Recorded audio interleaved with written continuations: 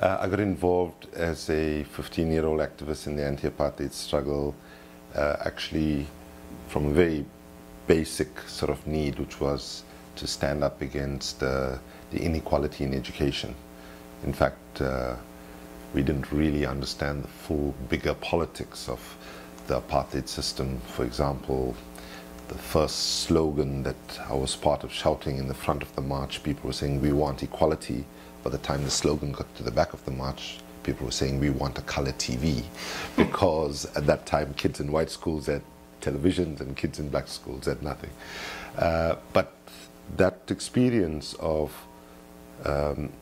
starting with the consciousness of people that you're trying to organize and trying to actually not make what I think is the cardinal mistake of activism, where activists project their consciousness on the people that they're trying to organize rather than humbling themselves and understanding where people's minds quite often have been poisoned by a very state corporate controlled media, is a mistake I think we make all the time. And that lesson I've carried throughout my life from my teenage years.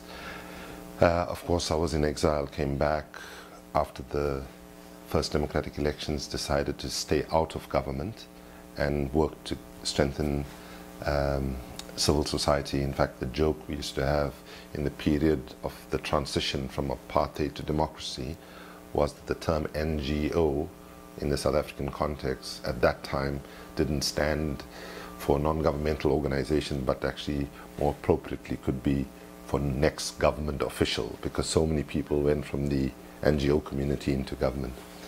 But after a few years of the transition to democracy, one of the things that became very clear to me and others is that even if in developing countries we had efficient, ethical, non-corrupt political leaders, that the reality of how global power operated was that we couldn't actually advance our societies to the point that we needed, because the slogan that emerged in the 1980s globally, which said, "Think globally, act locally," which meant irrespective of the issues you were trying to address at the local or national level, you need to understand how global processes, global discourse, and global power had an impact on what you could or could not achieve at the local or national level, was in fact now not exactly appropriate. Because if you think globally and you act solely locally, and if real power is shifting to global institutions such as the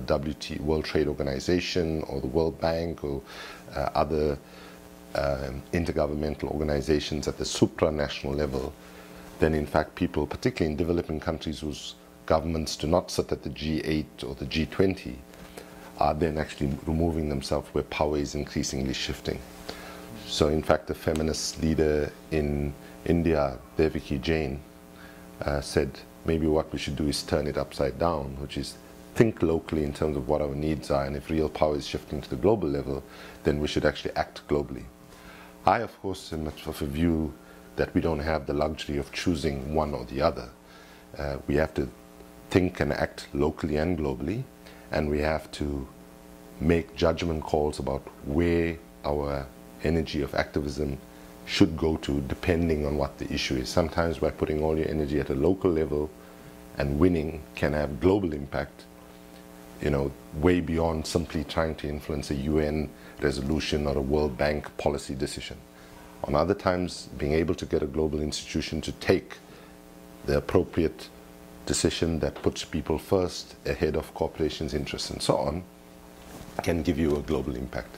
So because of all of that sort of ferment in my own thinking at that time, when Civicus World Alliance for Citizen Participation, which is a global umbrella body for non-profit sector, approached me, I agreed to join, and for 10 years worked as the Secretary General of the Civicus World Alliance for Citizen Participation. And during that time, one of the things that became clear to me was that one of the weaknesses in activism was that we actually mirrored the same dysfunctionality that existed within governments in the non-profit sector, which is, we had an environment box, a poverty box, a peace box, a youth development box, and so on. And that in fact we needed to actually bring those agendas closer. And I did quite a lot of work at Civicus trying to bridge those gaps within civil society. But as an African, I began to get more and more concerned and aware that in fact environmental destruction was actually driving poverty and making the circumstances of poor people worse and worse. And on the other hand, poverty was also then a driver of environmental destruction, because if somebody does not have access to energy and they live in a forest, they are going to chop down trees to actually burn fuel for energy. So I then began to volunteer in different environmental organizations and served on the boards of Earth Rights International, which does environmental litigation, which is based in the United States, the Global Reporting Initiative, which GRI, that encourages governments and businesses to report on social and environmental impact, based in Europe. And then in Africa, I volunteered to be on the board of Food and Trees for Africa, that does more service delivery type of work.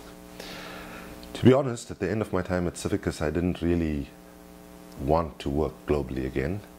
I'd lived out of a suitcase for 10 years and didn't particularly like it, and was actually wanting to go back to grassroots activism, which is something where I come from.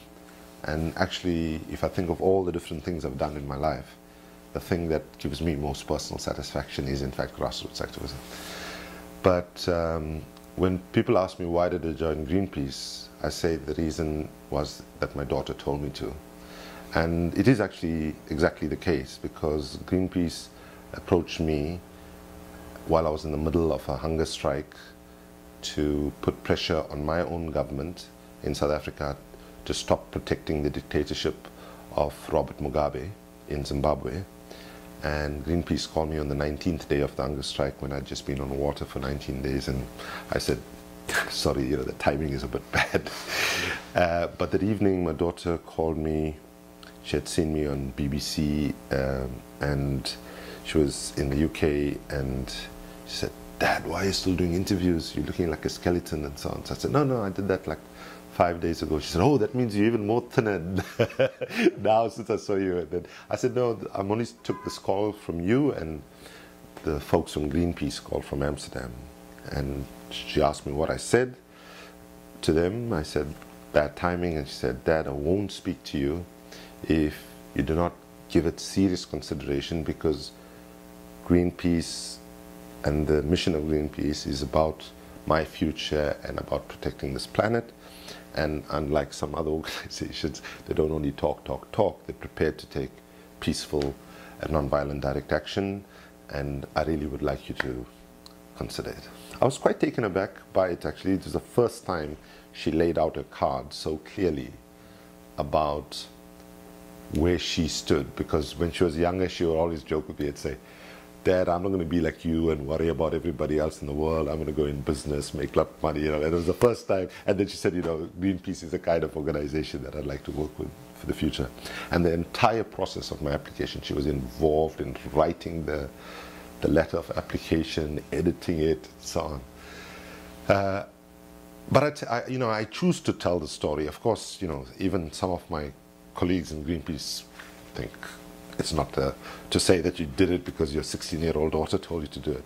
But I advisedly choose to tell the story because I think the struggle to end environmental discussion and prevent climate catastrophe is not about some nebulous struggle about saving the environment and saving the planet and saving the climate, but it's a struggle to secure our children and grandchildren's future. The planet itself will survive. It's whether human beings' ability to be on this planet is what is at stake.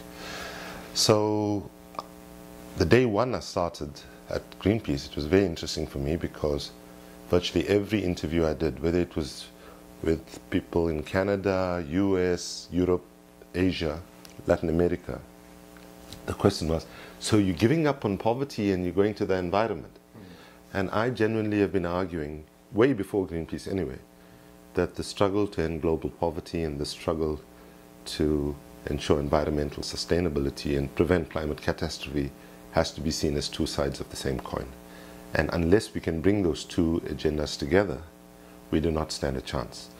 As a young student in exile when I was in the US, I heard for the first time, for example, this phrase, the red-green tensions. This was the tensions between labor and environment. And today I'm really happy to say in my work at Greenpeace, we are talking now about a red-green alliance between the unions working closely with us to actually advance things like, for example, for the first time the global trade union movement has a woman leader, Sharon Burrows from Australia. And this is not to be just to be immodest, but she speaks on the environment more eloquently than I do. At the Rio Plus 20 summit, when we had a meeting with the Secretary General of the UN, Sharon Burrows, the head of the International Trade Union Movement, said to the Secretary General, our main agenda is to promote decent work and decent jobs. And why we as trade unionists are committed to the struggle to end catastrophic climate or prevent catastrophic climate change is because there are no decent jobs on a dead planet.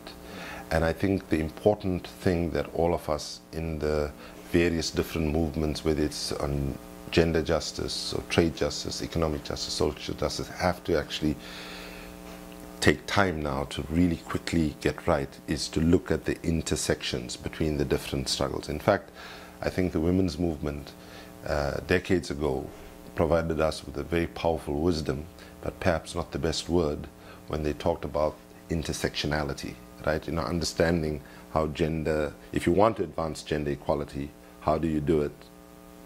By understanding how gender intersects with race, class, ability, religion, and whatever else, you know.